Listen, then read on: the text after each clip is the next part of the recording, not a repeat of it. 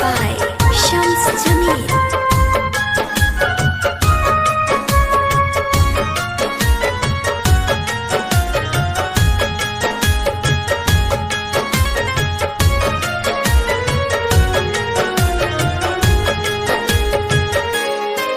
प्यार कोई लाके कोई सन सजाती हलू, प्यार कोई लाके कोई सन सजाती हलू। देह जियते बा जान निकाली हलू, देह जियते बा जान निकाली हलू। प्यार कोइला के कोई सन सजा दी हलो, देह जियते बा जान निकाली हलो, देह जियते बा जान निकाली हलो।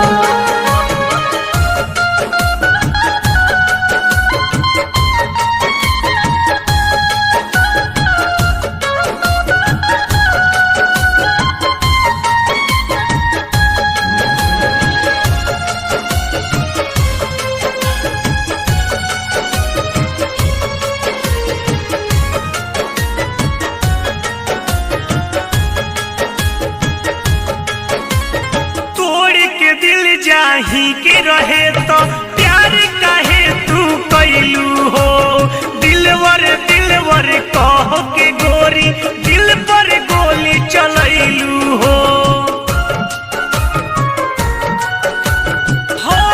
हो तोड़ के दिल जाही के रहे तो प्यार काहे तू कैलू हो, दिलवर दिलवर कह के गोरी दिल पर गोली चलैलू हो।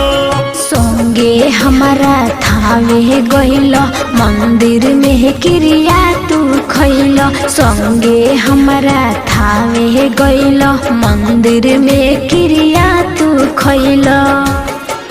सरवा दया कसम भुला दिहला, सरवा दया कसम भुला दिहलू। देह जियते बा जान निकाली हलू, देह जियते बा जान निकाली हलो।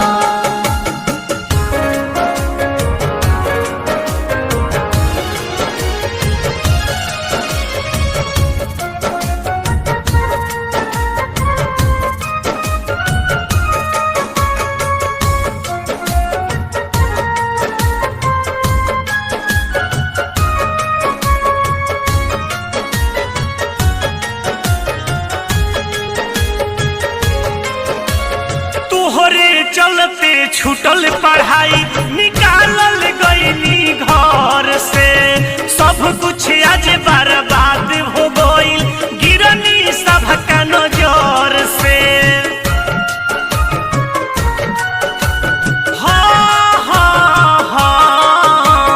तोहरे चलते छूटल पढ़ाई निकालल गईनी घर से, सब कुछ आज बर्बाद हो गईल गिरनी सबका नजर से।